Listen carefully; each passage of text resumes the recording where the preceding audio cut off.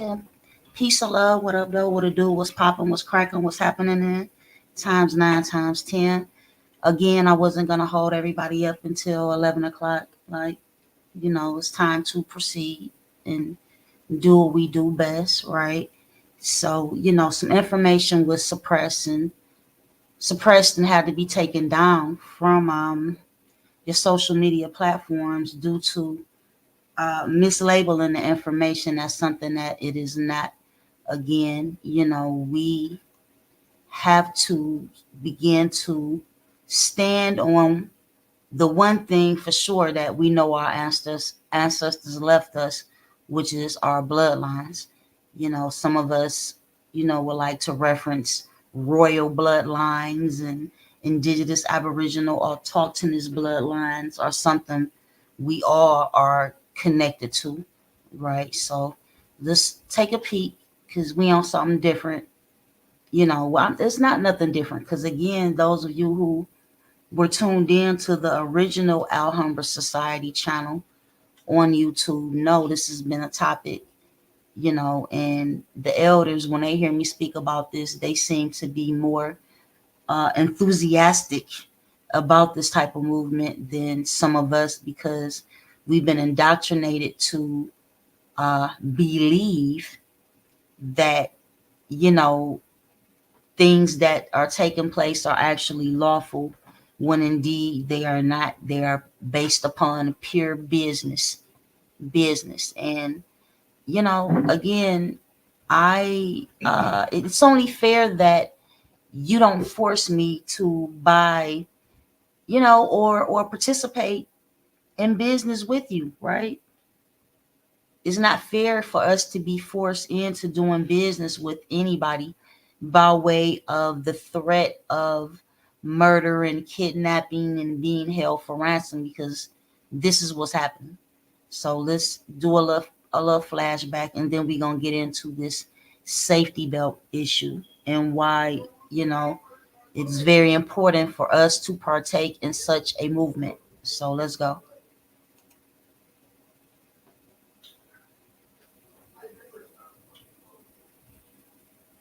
What had happened? Humongous big bomb to drop. I was supposed to do it last night.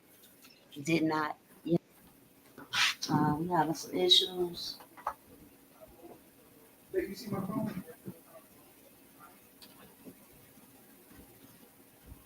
So I'm here this evening to put this on y'all. You know what I'm saying? Like I said, sometimes when we do these bills, some of hold on. Content is like a refreshers class for some of us because we tend to dismiss or forget like what we call is the basics, you know. Um, I'm saying this is super whack. Hold on. We gonna go through it because we talk about the basics. We're speaking of stuff that we learned in the beginning, right? Many of us who entered into these indigenous, aboriginal, autochthonous, Moorish movements and things like this and that. So I don't know why I keep so I'm about one thing in particular that we were taught in the beginning is when have been forced into participating in some type of litigation within their legal system, especially when it comes to like traffic, things concerning traffic or anything that has to do with some type of criminal proceedings where there's no actual injured party, right? There's no injured party. In a situation where you're being charged with some type of tax fraud and other things. So let me see. I just really want y'all to hear this because typically with me myself, um, dealing with these various corporate entities known as cities and townships and name some more. That's like the two closest that come to my mind: cities, townships, and what counties, various barrels of parishes, or we can, name some more, right? That became incorporated and have a charter stating, proving that they are doing business, right? So let's do this. for me, when there is, say, I'm given some type. All right, I am about to put up with this, y'all. Hold tight for me right quick. I'm sure there is a better way to do this. So let's search for some remedy. Let's try to do it this way and see what happens. See if it'll play without interruption.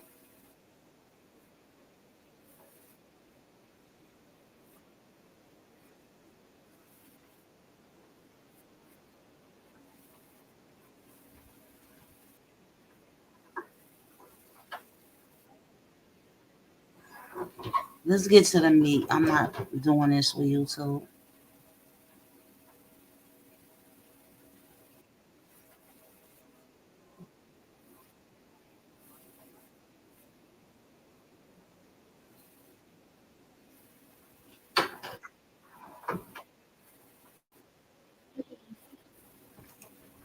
Unbelievable. Do I need to refresh the page? Like, I'm not hip.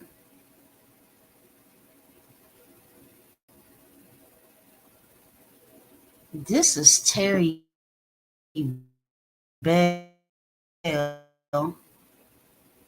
I didn't. Pardon me?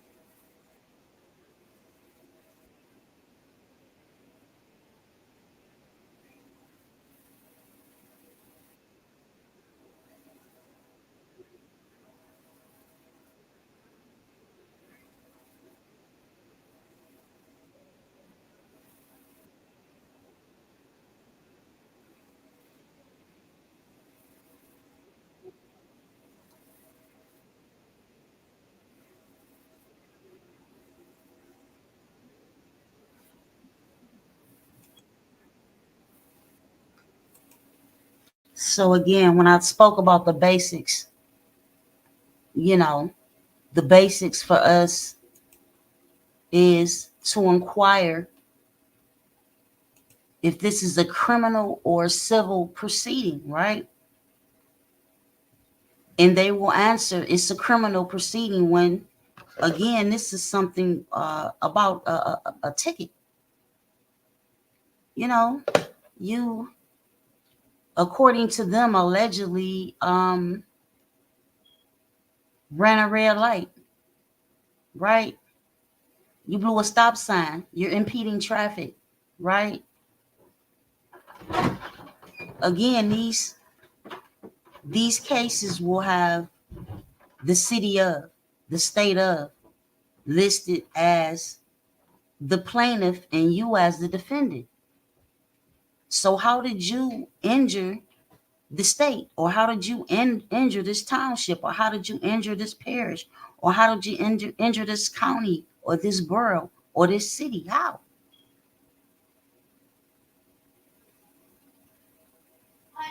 All of these so-called laws, acts, and codes began with our ancestors. So when I spoke about the vagrancy laws, you understand, they never abolished any of that. All they did was create more and more and more. And I heard the most crazy, what's his name? Ulysses Grant, right? They said he was giving a speeding ticket and arrested for speeding. It was post 1865, right? That much I do know. I don't know the exact year.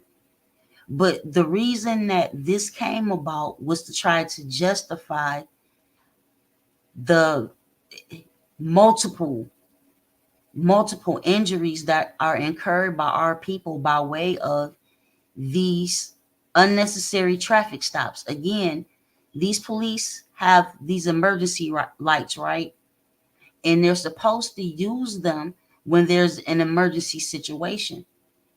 So again, if I don't have on a seatbelt, how is that an emergency situation? And what sense, make it make sense that two armed strangers who don't seem to be concerned with my safety have the ability to issue a summons, a citation, a traffic violation to me. They're supposed to be, again, stopping crime and helping in emergency situations. But what has happened is, through your legislative and executive and judicial branches, they have created new vagrancy laws to the tune of, again, 100,000 of these acts, statutes, codes, which are called laws, on an annual basis.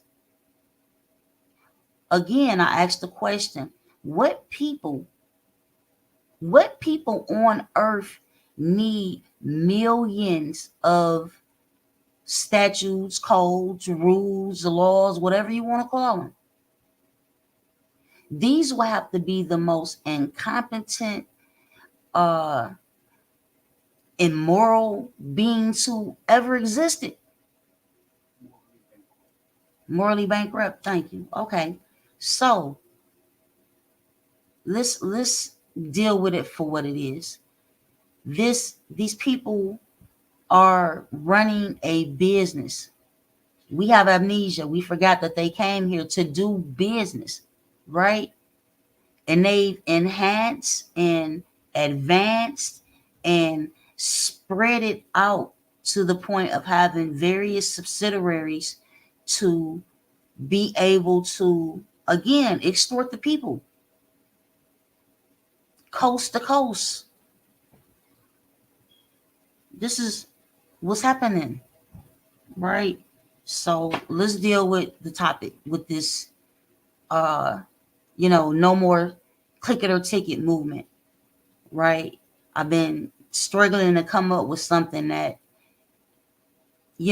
wouldn't turn people away. Because if I say the no seatbelt movement, those of you who are under the assumption that wearing a seatbelt is keeping you safe, I'm not going to even say an assumption. Let's just say that's a fact, although it's not, and I'm going to prove it this evening, right? You have to, again, consider the fact that those who are pressing these suits against us aren't doing it based upon keeping you safe. They're doing it to create revenue, not for people, for corporate, what y'all call it, corporate interests. It's what they doing and what they've been doing. Multiple times I have mentioned the fact that, I gotta come down for a minute, y'all.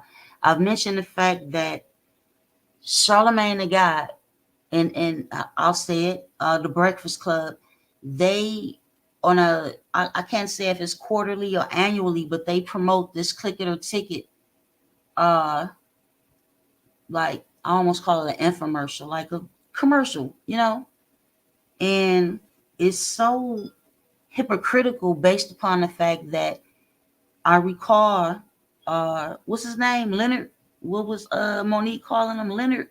Leonard, would your mother approve of you saying this? Anyway, he made a comment concerning being in a very bad car accident once upon a time, and he did not have his seatbelt on, right? So he was thrown from the car that he was in, and the paramedics and the police officers told him that had he had the seatbelt on, he would have died in that crash. He would have perished in that car accident because the car was almost rolled up into a ball. That's how much damage was done to the car. So there was no possible way that he would have survived inside of that car. So, how contrary can he be to, do commercials saying click it a ticket, put your seatbelt on, when he know for a fact the seatbelt did not save his life. Okay? It did not. It was just the opposite. And y'all are going to be really surprised at the statistics, as to how many lives are saved by way of seatbelts. It's not what you think. So let's deal with that right quick. I'm sorry the video didn't want to do right, so we'll deal with that another time. But we're going to continue to talk about this and that, because again, I've never in my lifetime heard a judge ask a prosecutor who is the injured party in this alleged crime. Where's the victim in this alleged crime? That's something that we typically put on the record, for the record, let the record show that I'm questioning not just the jurisdiction, but as well, like, what is really going on here? How is this a criminal proceeding, again, when there's no injured party? Simple shit, which is why we always forget it, and we get off into, we want to talk about trust and, what do you call that? The type of trust that I'm talking about. What do you say? Tort claims and irrevocable trust and so on and so forth. But we forget about the basics, which is, if there's no injured party, there's no crime, right? So it's a violation of your inalienable rights or unalienable rights, right? So let's look at the statistics right quick let's see. So yeah, I already had it up there. Okay, cool. We gonna get through this.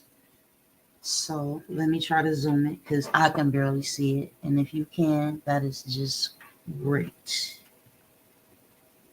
All right, I got a little zoom going on. I'm gonna hit it one more time. So I asked, what percentage of lives are saved by seatbelts? According to the National Highway Traffic Safety Administration, this is NHTSA, estimates that using lap and shoulder seatbelts reduce the risk of front seat passenger car occupants by 45%, right? Front seat passenger car occupant moderate to critical injuries by 50%. 45%? 50%? What percentage of people are saved by seatbelts? If you buckle up in the front seat, specifically, let me highlight this. If you buckle up in the front seat of a passenger car, you can reduce your risk of fatal injury by 45%. Then y'all think it was gonna be more than 45%? Don't lie. And I know some years ago I looked up what year um what year did they start this seatbelt law specifically uh in Michigan State. I'm not gonna say the state of Michigan, Michigan State. And I think it was like 1985.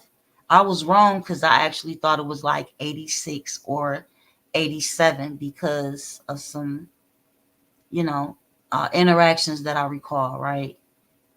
But for us, this is what it is, right? This seatbelt shit, if we could just guesstimate the amount of wealth, because let's just say it's what, 2 trillion that they've usurped or extorted out of the so-called black people. I can't say black community because you can end up in a traffic violation situation just about anywhere, right? But it's more likely to happen when you're in a suburban area with that melanated tone on your body, right? That's just an immediate, reason to harass you and violate you because that's what they're accustomed to doing. And this is what their department, what do they call that shit? The brotherhood, the police order. What's the name of it? The fraternal order of police. The KKK. You know, uh, yeah, and they love pets that they like to pet on top of their head. Crazy. Overseers. So 45%, 45%. So let's deal with it. Prior to 1985 or 1986 or whatever year it was, within the state and invisible state territorial lines where you domicile or reside is not going to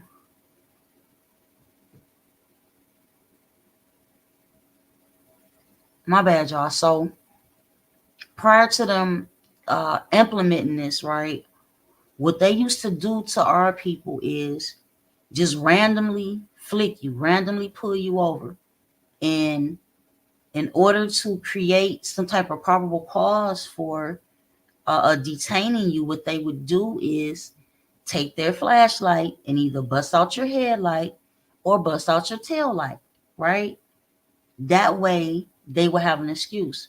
Now with this seatbelt or safety belt law that they created, they no longer have to do that. They can just say that you didn't appear to be wearing a seatbelt. And they give no cares if you are a melanated man or woman in a car full of children. They don't care. They're going to walk up to your car with pistols and mace and tasers and inquire about some shit concerning driver's license, registration, and proof of insurance.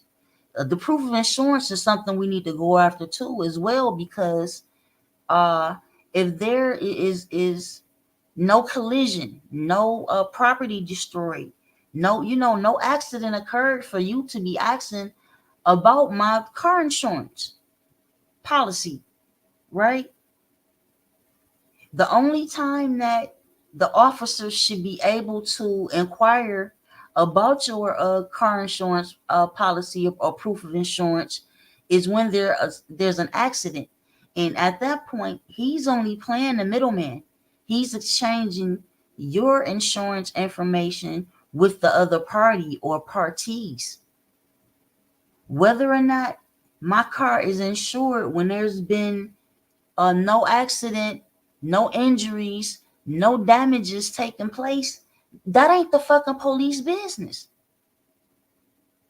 It is absolutely not. But again, they have usurped trillions of dollars from the so-called blacks, who are the people who again are just at the majority of us are just at the poverty line, just below the poverty line, or barely above it. But yet these are the same people who claim that they don't practice Jim Crow anymore, uh, uh, or the vagrancy laws. Nobody wants to talk about the Christian Black Codes of 1724 as if they aren't still in existence today. Again, none of this shit was ever abolished. All they do is modify and make adjustments, right? But think about it. If you had the most successful corporation or cartel on the earth, and you had the ability on an annual basis to add 100,000 more rules, which is going to put the people in compromised situations as to where you always got your hand in a pocket.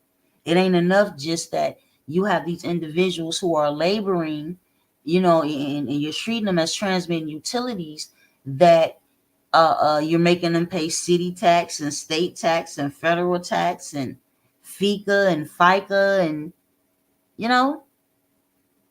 before they have even put a $1 in their own pockets, they've already. That just lets you know that again, slavery was never abolished either. What happened was they abolished involuntary servitude, right?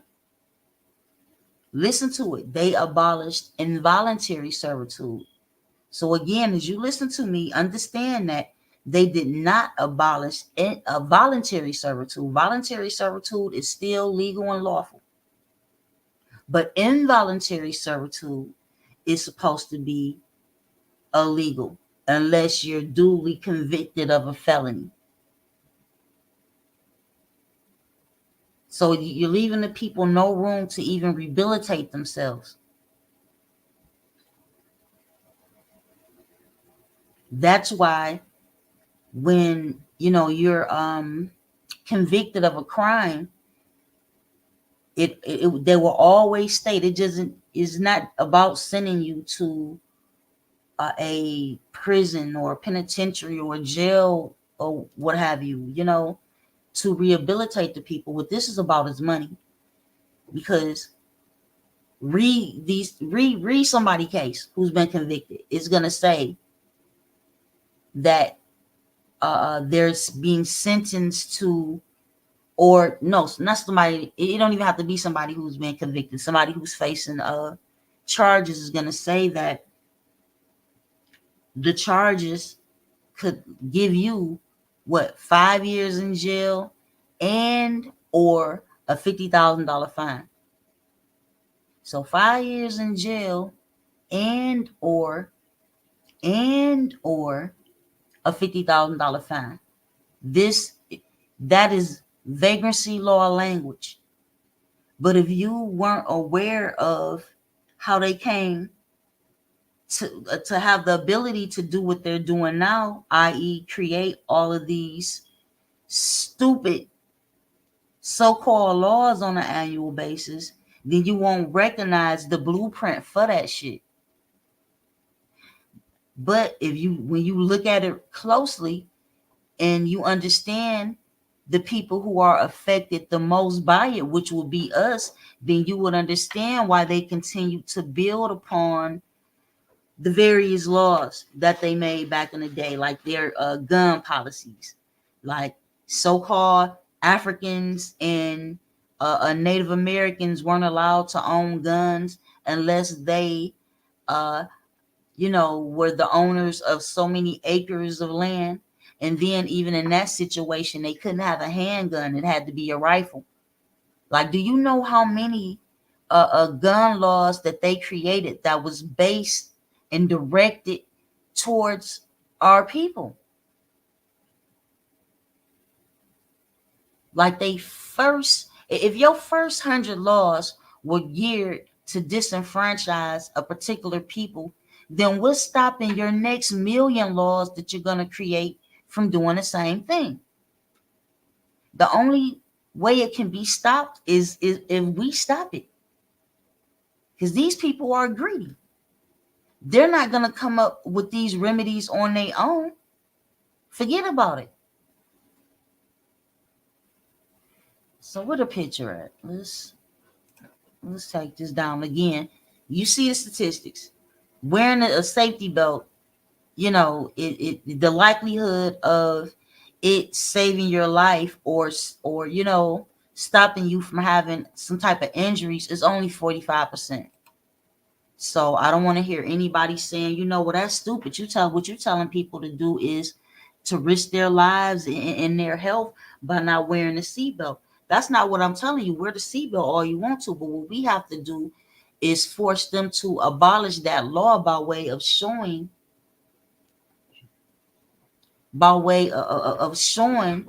how it has negatively affected our people, right? So where is that right quick? Let me see now. All right. So peace and love to whoever created this meme.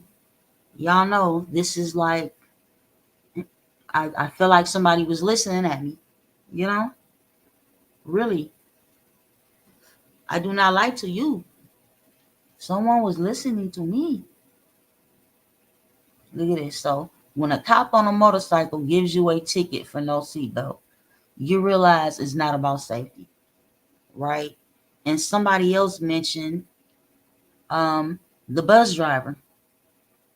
The bus driver got a seatbelt, but the passengers don't, whether it's a school bus, city bus, Greyhound bus, even though it's been 30 years since I've been on a Greyhound, but it is, So how is this about safety? Again, it is not. It is not. It is about robbing these particular people blind and keeping them at the poverty line. Making sure they don't have shoestrings or straps to even, what they say, pull your boots up by your bootstrap or whatever. Bitch, if we ain't got boots, or we got boots and don't got strings, because every time we start creating some straps or strings, y'all come and steal them. And with the ability again to create over 100,000 different so-called laws on an annual basis, you're gonna hear me say this for years and years until we get this shit together, right? This is what has made this, whatever you want to call it, nation, state, country, corporation, this is what has made them the wealthiest criminal enterprise on earth. This is how they did it. See, most of us think we really smart, and we'll say, which I'm not saying that this is not true, but we'll look directly at slavery and look at the wealth that they amassed off of slavery alone, right? But you have to look at the laws that they put in place. We can go back to the doctrine of discovery. They use all of this shit and they have not stopped since one of our ancestors taught them how to read and write. God damn it, they haven't stopped writing shit since. From the Magna Carta to, I just said, the doctrine of discovery to the Monroe Doctrine, they have not stopped yet. And again, our situation financially, as far as us not just getting away from the poverty line, but being able to create wealth, build wealth, to be able to pass on to our descendants, it looks like it's virtually impossible. It really does.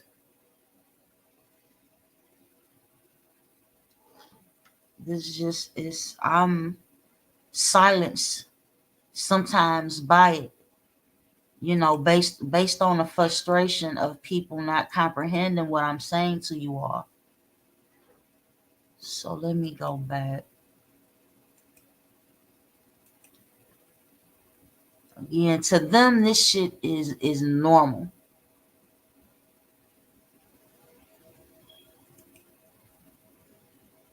You see it, right? What's the difference between this picture and what was taking place in 1812, and 1830, and 1831, 32, and 1799? They just got more equipment now, right? They got more tools in which to utilize to subdue you as they yell and scream, you're resistant. And I want to know how I'm resisting when I don't give consent. I don't want to participate. I don't want to do business with you at all.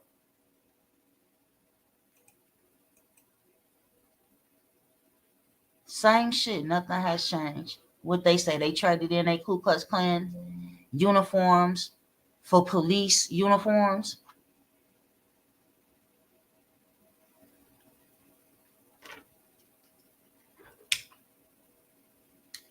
That's what they said. She like, for the past 10 years, you can see stories on CBS, NBC, CNN, Fox concerning the Ku Klux Klan and, the neo-Nazi skinheads and so on and so forth infiltrating the police departments. And for me, that's a fallacy, because it's not an infiltration, it's the roots. It's the roots of the fraternal police order in the New York Police Department, and in Chicago Police Department, and the Detroit Police Department, and the Miami Police Department. It's the roots. The Klan is the roots of that shit. So it's not an infiltration.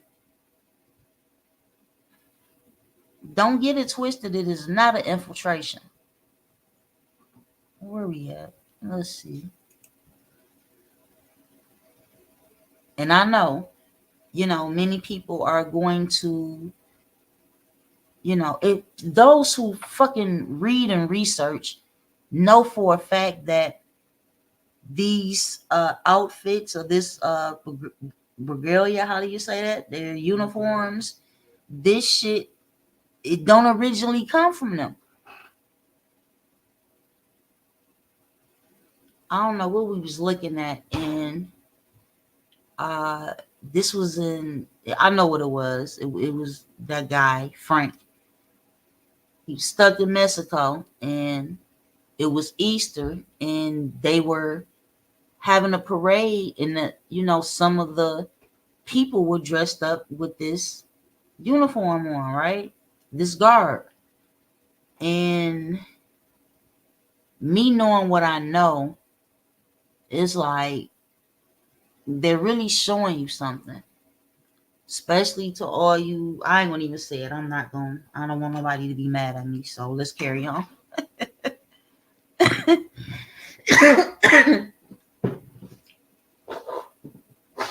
Start talking shit, excuse me, about people skydiving. They don't want to fight, and I don't want to fight. So let's carry on. Get her what we came here to do. Like red men. You know? So where we at? Oh, we got some peace, God. We got some more comments. That's what's up. That's what's up. Okay, come on. My picture done went down. I still ain't turned the camera back on. My bad.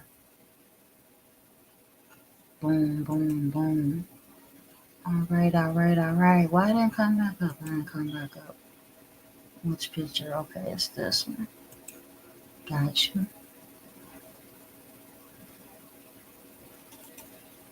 So this, I'm looking forward to being that again. Somebody created a meme based off of what I've been trying to build for 6 or more years. Like I said, um, this movement. Now let's talk about the bikers. I usually see how I change. Y'all know I wasn't saying bikers. I was not saying bikers. I was saying hillbillies and rednecks, and is what I was saying. But again, they found themselves, and these are the bikers, in a situation as to where they were tired of being robbed and extorted, and realized, say, you're giving a ticket for uh not wearing a helmet on your motorcycle, right?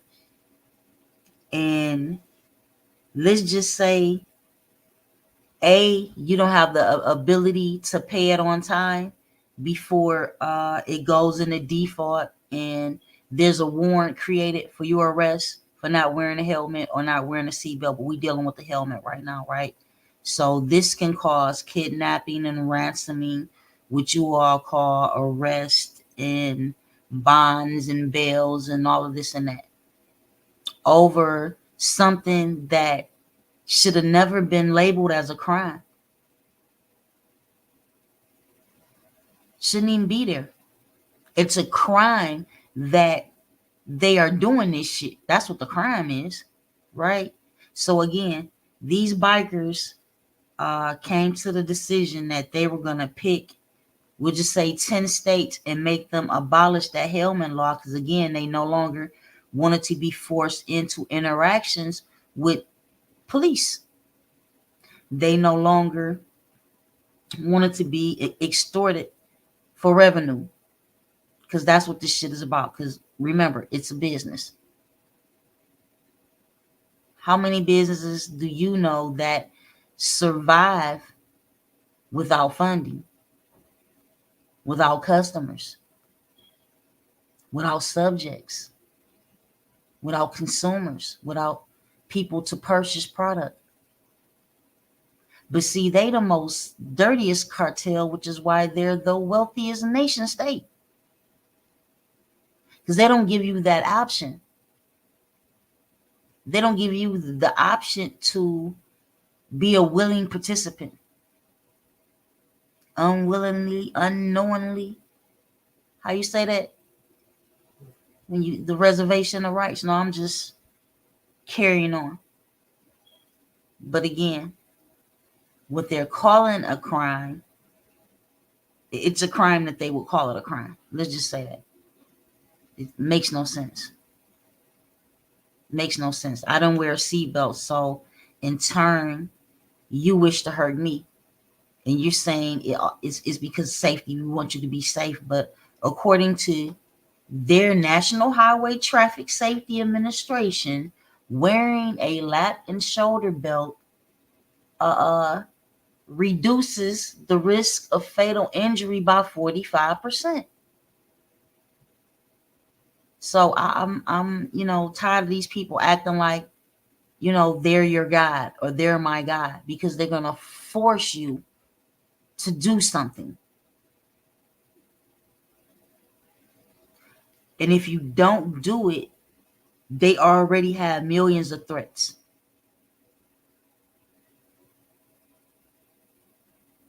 We're gonna take away your privilege to drive. Business talk. That's what it is. So what other point? I'm sure I got at least one more before we get out of here, but we definitely about to get out of here. Because again, this is going to take time. Everybody is not going to be able to relate to this.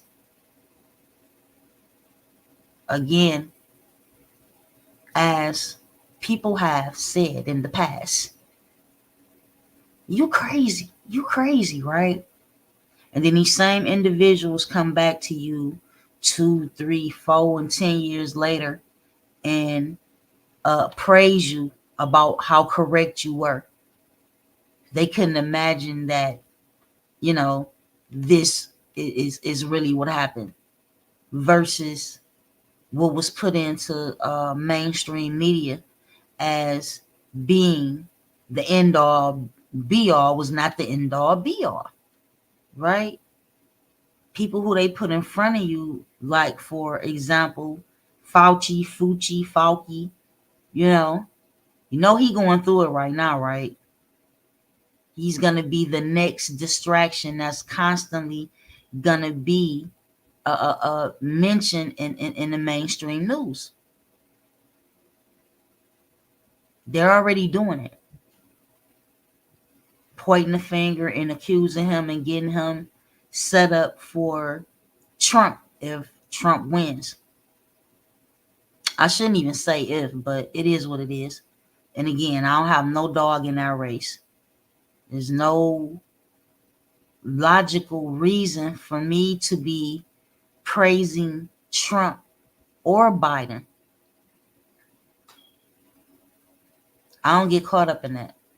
Again, two wings of the same bird. The purpose is to do business at its apex, right?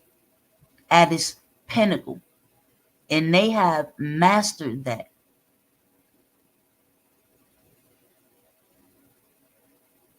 It's right in our faces. Directly in our faces. So my last topic or point of contention this evening is something else I've talked about multiple times, right? And that is this elemental PQ. My sex is a female, but I feel as though I'm a male, so I want to be addressed as such. That don't work when you have a vagina, and vice versa, right? So California, I should have pulled that up too. I'm not gonna even do all that. Y'all can look this up yourself. California has a so-called law that allows for prisoners who feel as though their sex, their gender is the opposite of what it actually is. Like if you're a male, but you identify, this is what they say, you identify as a female, they have a law in California where they will put you in a women's prison, which they have done. And what do you think happened? I don't even think I should be saying allegedly anymore because I think the guy was convicted, right? But you take a man, a male, and put him in a women's prison. And I'm not saying that 100% of the time that this is going to occur, but he ended up raping his cellmate, the woman, a woman, an actual woman. So they shipped his ass back to a male prison, a men's prison. So just imagine that. You are a man who identifies as a female, right? So due to that, uh, you know, my company passes a law that says it's fine for you to identify as the opposite sex. And not only that, we will house you with the opposite sex. Again, one of the things that makes prison so hard is the fact that you are forced to be somewhere where it's criminals or people who are convicted, of crime. They're the same sex as you. So you're forced to be somewhere for years or months where everyone is the same sex. So for someone who is heterosexual, like, that's not it. You don't want to be somewhere. I'm saying, I know that there are other, adversities that you will face in prison, but the first that comes to mind is the fact that, especially, you're married, someone who is in a long-term relationship, you have children or whatever it is, like, Now you got to be around all women, or now you got to be around all men. So for them to come up with a law because somebody feels like they're a different sex or identifies as a different sex, that shit makes no sense because it go against the purpose, the alleged purpose of convicting somebody who's convicted of a crime, putting them in jail. You're gonna send them somewhere where not only, especially a man, is he's the only male in this place, but he's outnumbered so many, he's outnumbered 1,000 to 1. So you basically just sent him to heaven in his mind. But again, these institutions are not created to rehabilitate the people, right? Even now, when you have people coming out of that prison system who are now day trading stocks and bonds and all kind of shit like that, and have successful businesses, or were able to obtain degrees and things like this and that, a lot of that happens because you have people from the outside who create programs and things of that nature for the inmates. It's not because the state or the Fed did a fucking thing to rehabilitate these people, right? So that's crazy. Yeah. I told y'all when they start talking about letting the children who identify as the opposite gender play on different sports teams, the high school basketball team and football team and things like that, that there were going to be injuries, there were going to be lawsuits, and this is exactly what's popping off right now. You can identify as a little boy all you want to, but you get your ass out on that football field, you won't find out. You already know because you have a vagina. And if we talking about boys, you already know you have a penis. You don't have a vagina. Therefore, you shouldn't be on a girls' basketball team. And, somebody's going to get hurt. And it's already happened. And it's already been lawsuits filed and things of that nature. It's a reason why there are all men baseball teams, all women baseball teams, right? Our statue, our physique, the muscle mass and the testosterone and things like this and that are not the same. We are not equal in that lane physically. Yeah, so what? Everybody know at least one woman that don't put an ass whooping on one man. One. Has nothing to do with nothing. Nothing. Because real talk, that same guy catch you real good and clean with an uppercut or a jab or a hook, you done. So there's no need to chance it. Think about it. Would you put what's her name? Clarissa Shields or what's Muhammad Ali daughter name? Layla Ali in the ring with Tommy Hearns?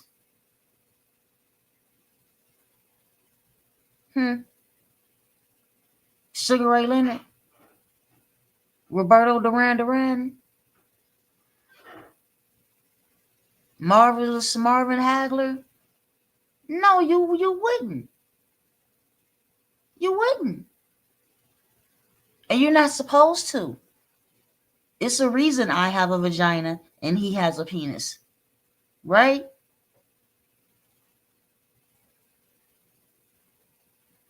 So, again, until we meet again, keep in mind, spread the information because This is something that's going to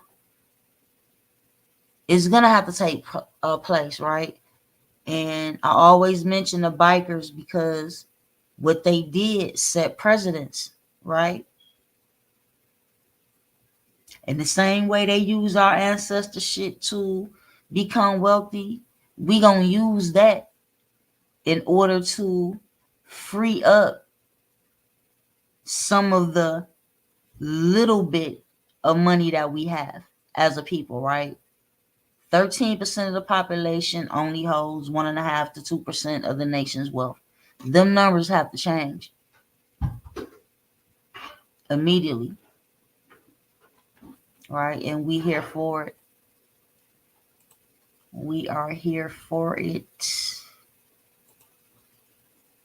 immediately. This is again, there's various remedies available to us, and that's what I'll be focusing on, for the upcoming presentations that we'll be doing over here. So make sure y'all stay tuned and get people to support what I'm saying, right? And not just what I'm saying, what we doing. So in any way that you feel that you can support, other than hitting the like button right now and sharing and commenting and brainstorming on ways to get this message out so that we can actually become a movement, right?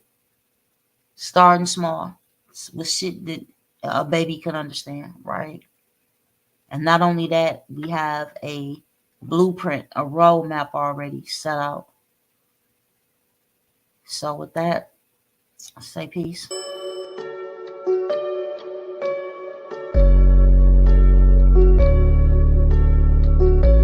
Supreme. Shock. Etymology. They say I'm dope, I said I'm smoke, fire, blowing air, carbon, earth, solid, water, wet. I'm steady beat, a sister soldier that dies effects. So gone with all that hoopla and rah-rah, unless you talking about Atun, Namuna, Amara, pineal glands, all seeing eyes. We call the third eye, we came to build, not pay your bill. Slang municipality, city seals like roadkill, descendants of ancient mound builders. Not supposed to need encyclopedias, genetically encoded with 720. We got amnesia, claiming we Christian cretins in love with Yahweh, Muhammad, and Jesus, but you was living inside of God when you was a fetus. But believers and never believers, non-believers, cause we don't be lying, shaking hands and taking oaths with demons.